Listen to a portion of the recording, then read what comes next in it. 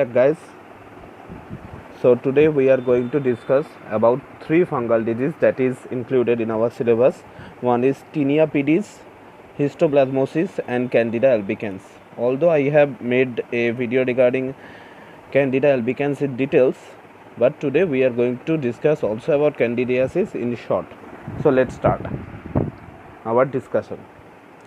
So first thing that I want to mention, that any kind of fungal infection, that whether it is causing in human or other animals, it is known as mycosis.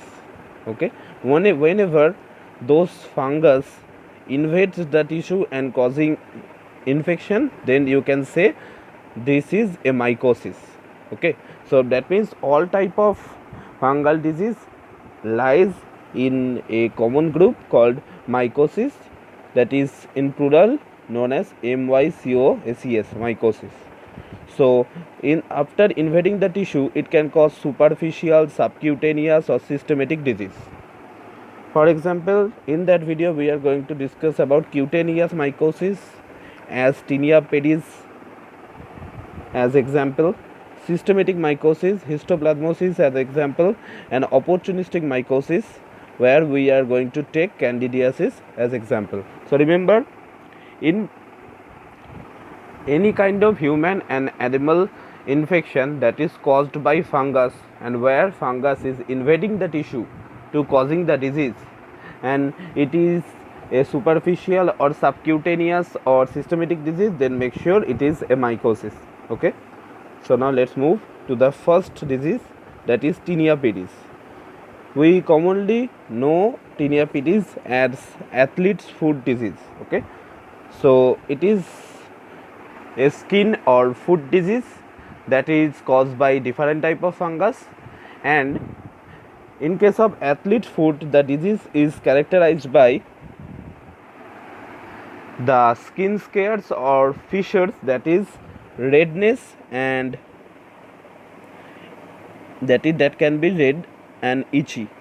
That means in case of athlete's foot disease caused by Tinea Pedis, the symptoms are skin fissures and scales that can be red and itchy. You can remember it in that way. And remember, although Tinea Pedis or athlete foot are occurring in any part of the feet, but it is most common in the space between toes. Okay, so it can be chronic, that can occur frequently, and topical cream and oral medication are the way of getting relief and getting cured from that Tinea Pedis or athlete foot. So mode of infection by contact with infected skin cells and through damp areas. Remember, fungus that causing Tinea Pedis athlete foods are normally reside in damp areas, for example locker room, for example public shower, etc. So from that, if you are going in a public shower barefooted, then there can be chance that you may acquire Tinea Pedis fungus or Tinea Pedis causing fungus or athlete foot causing fungus. Okay, so now as we have discussed about mode of infection, so prevention is obviously maintaining a good hygiene, and prevention will be divided into two parts. One is uninfected, another one is infected. For uninfected, it is referred to clipped short the nail, and the nail should be clean, because nail have the ability to house and spread infection. Remember this, that is why nail should be clean and short. Avoid walking barefoot in locker room and public showers mainly. Use sandals in those cases. And in case of infected person, it is recommended to keep feet dry, clean and cool. And avoid using public shower and swimming. And avoid wearing closed shoes or socks that is made up of fabric, because they cannot be dried easily. And use topical cream and appropriate medication for treatment. So that is all you need to know from Tinea Pedis. So let's revise. So Tinea Pedis is the example of cutaneous mycosis. So it is caused by different type of fungus. So Tinea Pedis can occur in skins and mainly in foot, and In feet, there can be the Tinea Pedis in anywhere, but in between the toes, the space in between the toes are most commonly affected by Tinea Pedis, and the most common part or most important part from Tinea Pedis is athlete foot. So athlete's foot disease is characterized by skin scales and fissures which may be red and itchy. So Tinea Pedis or athlete foot can be chronic infection, and topical cream and appropriate fungal medication is preferred for the curing. So prevention, hygiene, nails should be short and cleaned, avoid walking barefooted, and infected people should keep feet clean, dry and cool, and avoid using public shower, swimming pool, foot and bath. Topical cream medication, and avoid wearing closed shoes or socks, because remember, socks and closed shoes cannot be maintain a dry environment which is required for fast recovery. So it can be infected with direct contact with infected skin scales or through damp areas, that is locker room, public shower room. That is why in public shower it is often suggested to go with a sandals or appropriate shoes to get away from Tinea Pedis. Now let's move to another fungal disease, that is histoplasmosis. It is known as systematic mycosis. Okay. Now, so histoplasmosis is caused by Histoplasma capsulatum, and it can be in two forms. That is why it is known as dimorphic fungi. It can be in mold form or it can be in yeast form. It is in mold form when the temperature is low, for example 20 degrees centigrade, and it can be in yeast form at high temperature, for example 37 degrees centigrade. Okay. Now let's move. So Histoplasma capsulatum mainly occur in their mold form in the environment, okay, especially in soil that is contaminated with bird dropping or droppings from bat. Okay, so this is the structure of mold, and here two things is important, that is the spores that helps in reproduction, that is microconidia and macroconidia. This microconidia and macroconidia is very important for histoplasmosis infection. How? Let's look. So first of all, histoplasmosis may transmit from soil that is already infected from droppings of bird and bat. Okay, when it transmitted inside the human, when human disturbed those soil infected with dropping from bird and bats, as a result the spores, especially microconidia because it is smaller in size, become aerosolized and in turn inhaled by the human. As a result, the microconidia gets the entry inside the host. Okay, although inside the host at first it do not get any chance for reproduction. Okay, no actual reproduction in the body, and initially you may observe flu or tuberculosis like symptoms. Okay, so but when those microconidia enters the lung, because it is inhaled, that means it will obviously go to the respiratory tract. So when it enters in the lungs, due to the warm temperature of lungs, that is relatively warm than in the environment that they usually live in the form of molds. So in the warm temperature in the lungs, they convert it into yeast from its spore form. Okay, and now this yeast will be phagocytosed by the macrophage. Okay, so as it is in lung, so we can say that it is phagocytosed by alveolar macrophage. Okay, and as we all know that macrophage are motiles, right? So it will be disseminated from with the bloodstream or via the bloodstream to lymphocyte and rest of the body. Okay, so and can cause inflammation of the chest cavity, enlargement of the spleen, and shallowing lymph node. Okay, so that is the cycle or steps how histoplasmosis infects human. So let's revise. First, they are in their mold form in the environment, especially in soil that is already infected with droppings from bird and bat. So when human disturbed those soil, or in some way the soil become disturbed, microcondia gets aerosolized, and those microcondia is inhaled by the infected person, and now inside the body, when those microcondia enters inside the lung, due to the warm temperature of the lung, microcondia converted into yeast, and they subsequently become phagocytosed inside by the macrophage, mainly alveolar macrophage. Then it will be disseminated in the lymph node and other parts of the body. Okay, and inflammation of the chest cavity and enlargement of the spleen and shallowing lymph nodes occur. Okay, so let's discuss about risk factor.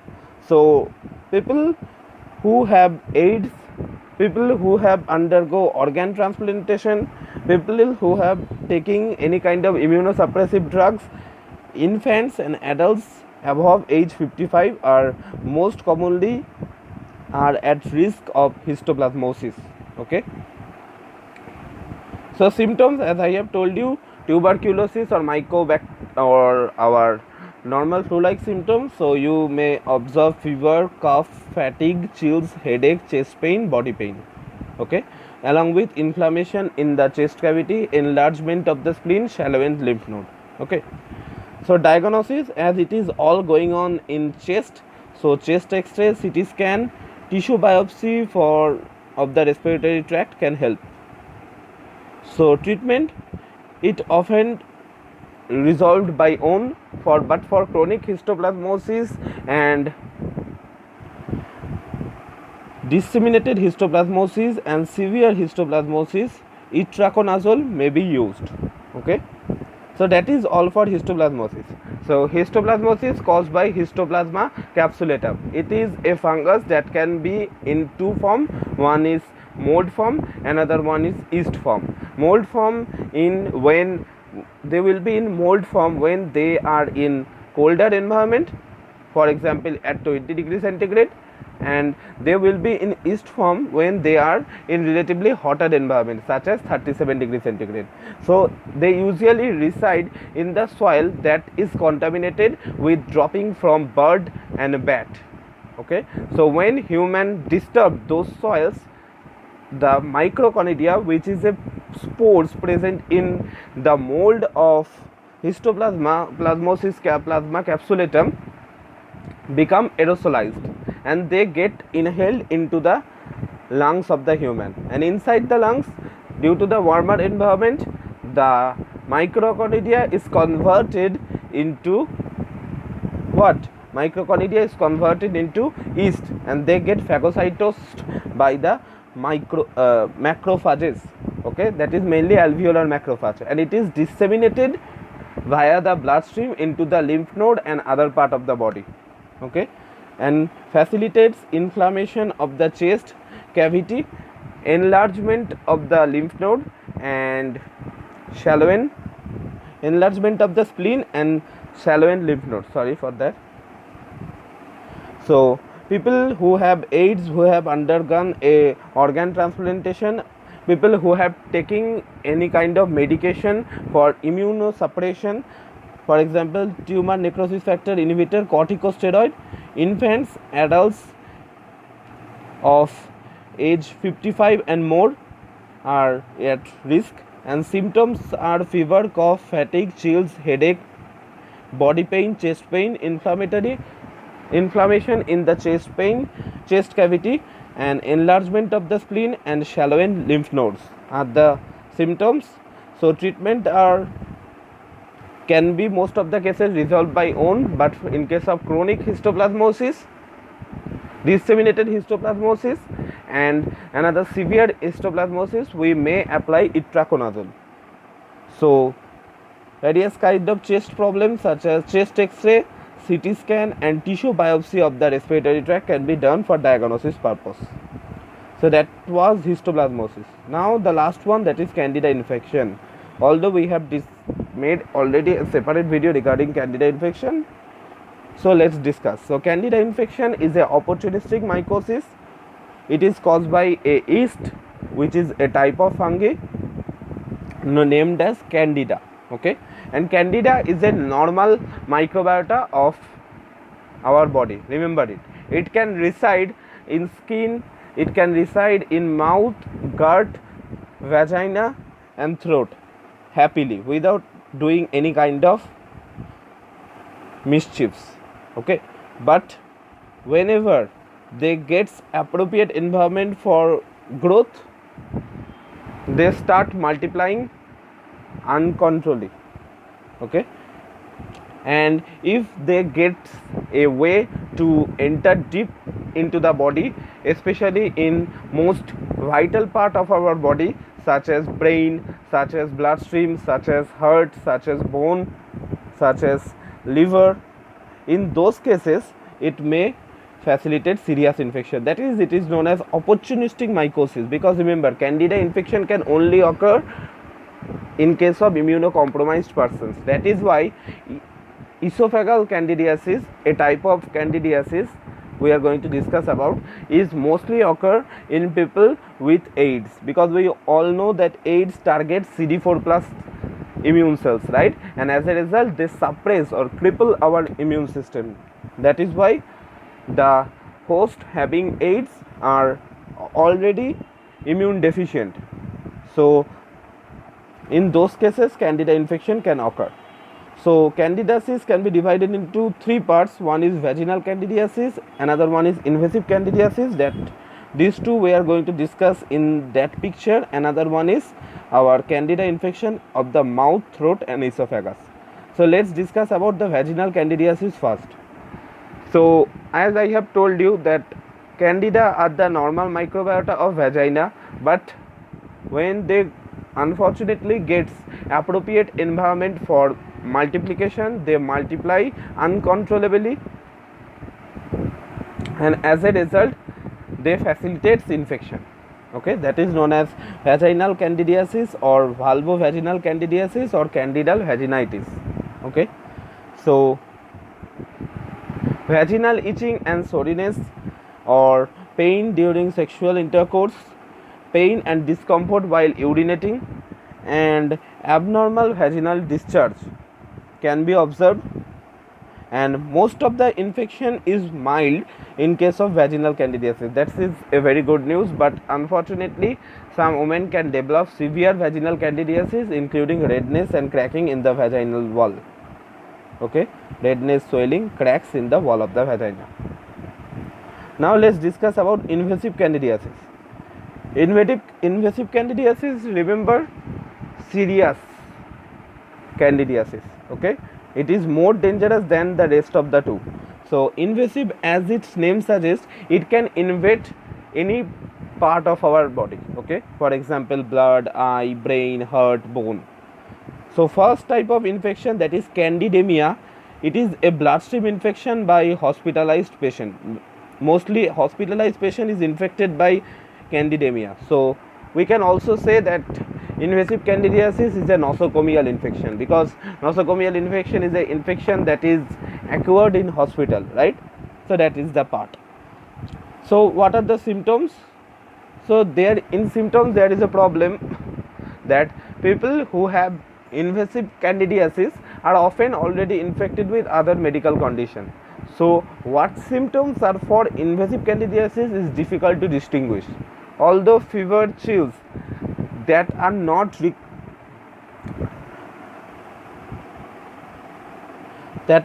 improving even after appropriate antibiotic treatment for particular susceptible bacterial infection, then we can conclude that those fever and chills is for invasive candidiasis. Other infection may arise when they migrate to the other part of the body. That means the symptoms of invasive candidiasis is totally dependent on in what part of the body it resides. Okay, So diagnosis, blood sample detection or sample detection of that part of the body in which the infection occurs. Okay, so we can take the sample and we can look for candida inside the sample.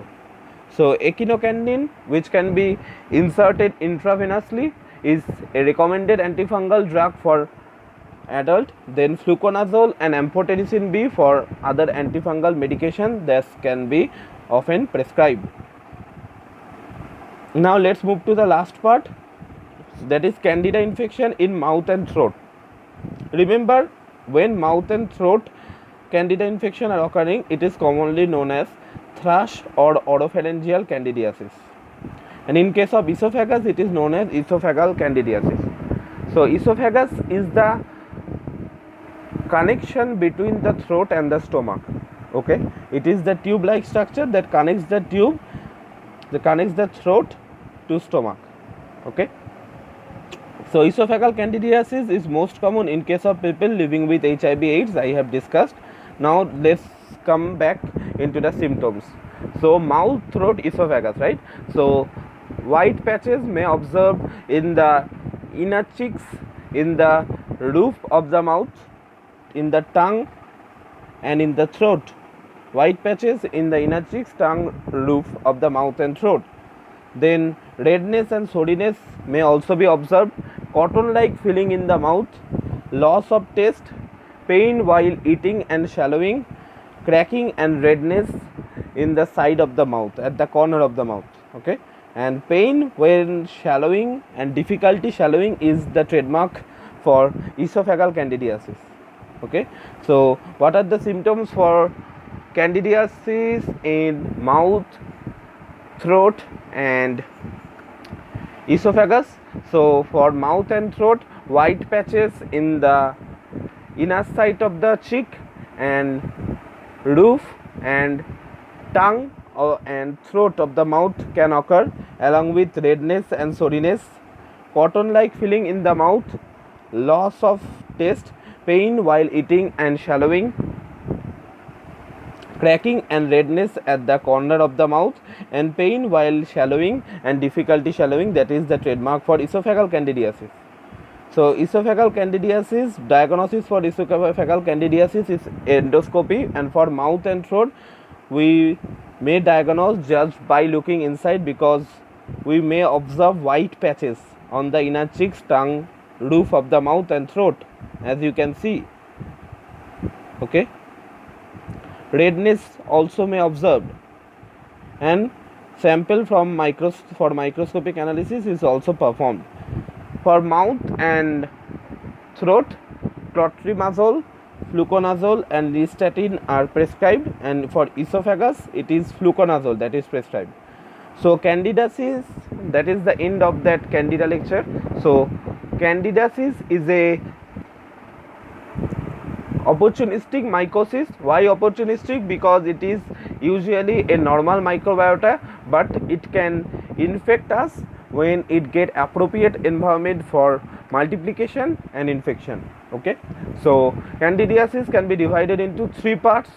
One is vaginal candidiasis, another one is invasive candidiasis, and the last one is candidiasis or candida infection in mouth, throat and esophagus. For vaginal candidiasis, we may observe pain during sexual activities, pain and discomfort while urinating, and we may observe itching and soreness in the vagina and abnormal discharge in the vagina from the infected woman, and most of the cases it is mild, but in some cases it can be dangerous with redness and cracking in the vaginal wall. That is for the vaginal candidiasis. Now we have discussed about invasive candidiasis. In invasive candidiasis, when candida are spreading in another part of our bodies, such as brain, such as blood, such as bone joint, such as heart, etc. Okay, so invasive candidiasis is the most dangerous one, and when candida enters in the bloodstream, the disease it caused is known as candidemia. Okay, that is mostly a nosocomial infection. Now, people with invasive candidiasis can develop symptoms, but it is difficult to diagnose because people with invasive candidiasis often already having other medical condition, okay, or are already infected with other infections. That is why what is for invasive candidiasis and what symptoms are for that particular disease is difficult to diagnose. Although fever and chills that is not recovering even after appropriate antibiotic treatment for that bacterial infection, then we can conclude that it may be because of the invasive candidiasis. Now, diagnosis part: taking samples from the infected part of the body or blood sample detection. And treatment part: in treatment part, echinocandin is used intravenously in adults along with fluconazole and amphotericin B. Now let's move to the Candida infection of the mouth, throat and esophagus. If mouth and throat are under Candida infection, then it is known as thrush or oropharyngeal candidiasis, and esophageal candidiasis is the Candida infection in esophagus, which is mostly common in HIV patient. So in that case, white patches in the inner cheeks, in the tongue, in the throat, in the mouth may observe. Redness and soreness, cotton-like feeling in the mouth, pain in eating and swallowing, loss of taste, cracking and redness at the corner of the mouth, and pain when swallowing and difficulty swallowing. That is esophageal candidiasis often observed. So diagnosis: esophageal candidiasis, for we may done endoscopy, and for mouth and throat, blood sample detection or sample not. So for that, in case of mouth and throat, we cannot done blood sample detection, either sample from the infected side or just by looking inside we can find out mouth and throat Candida infection. So for mouth and throat Candida infection, clotrimazole, fluconazole, nystatin may applied, and for esophagus, fluconazole is applied. Okay, so that's it for today. So today we have completed the entire fungus disease syllabus. Okay, that includes Tinea Pedis, Histoplasmosis and Candidiasis. So I hope you have enjoyed this video well and learned also. So I hope this video will be helpful to you, and thank you for listening to this class.